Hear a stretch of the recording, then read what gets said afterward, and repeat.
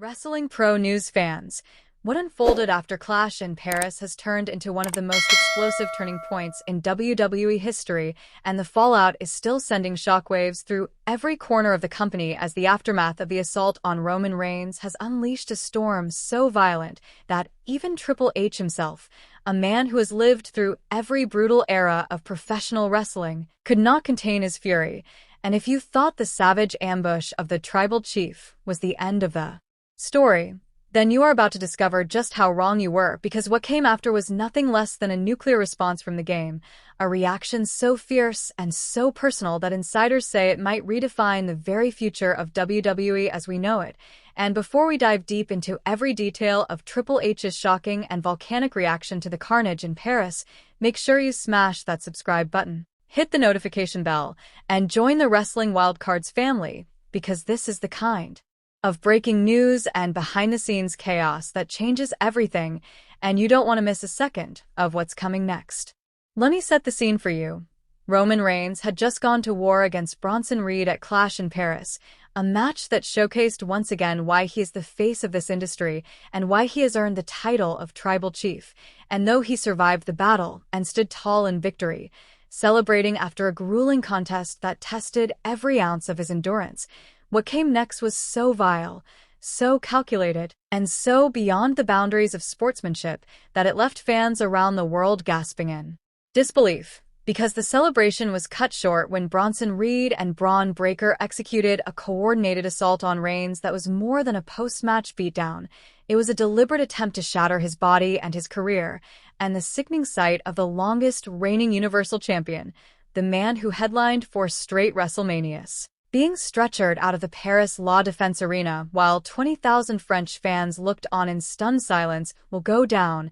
as one of the darkest images in modern WWE. But what elevated this incident from shocking to absolutely unacceptable was the timing. The match was over, the victory already decided, and yet Reed and Breakker chose that moment to unleash their most vicious attack, crossing a line that even the most hardened veterans of the business refused to tolerate. And when Triple H, WWE's chief content officer, witnessed the footage, his fury erupted in a way that stunned even those who have worked alongside him for decades. Eyewitnesses backstage reported seeing Triple H's jaw locked tight, his fists clenched like steel, his eyes filled with fire as he stared at the monitors, and insiders describe his demeanor as something more than anger. They said it was personal rage mixed with protective instinct, because this wasn't an executive passively overseeing a scripted product. This was a wrestling legend watching someone he respected and valued as both a performer and a man be victimized in front of the world.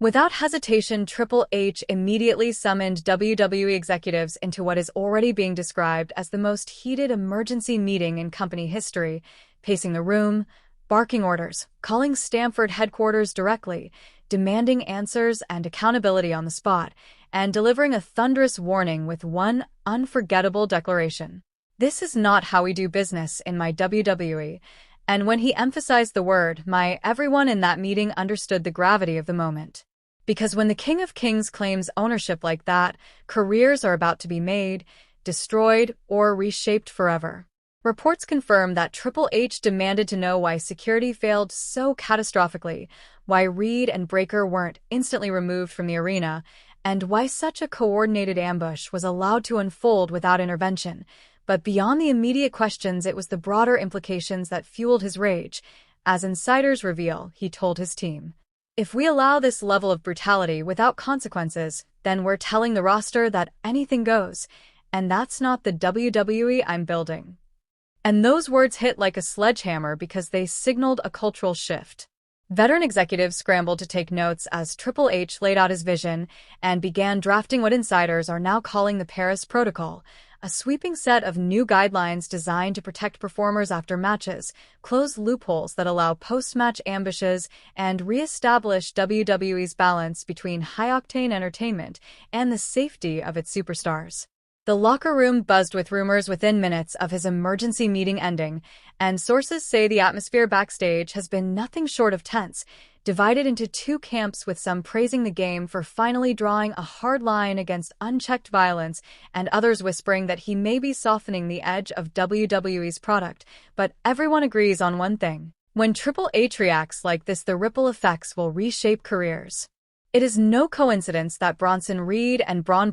have been summoned to one-on-one meetings with Triple H, and insiders describe these confrontations as potentially career-defining, with speculation swirling about suspensions, fines, or even terminations as the game reviews footage, consults medical staff about the severity of Roman's rib injuries, and analyzes possible legal consequences of tolerating such brutality, reportedly telling officials, if they want to act like criminals, they can face criminal consequences, but in my WWE there will be professional standards, a statement that echoed through Stamford and left no room for doubt. Sources close to Triple H add that his personal relationship with Roman Reigns played a massive role in how explosively he responded, because this is not just any superstar, this is someone he has supported through battles with leukemia, through his rise as the head of the table, through every storm of his career, and to see him brutalized so mercilessly reignited the game's instinct to protect. And he personally visited Roman during treatment,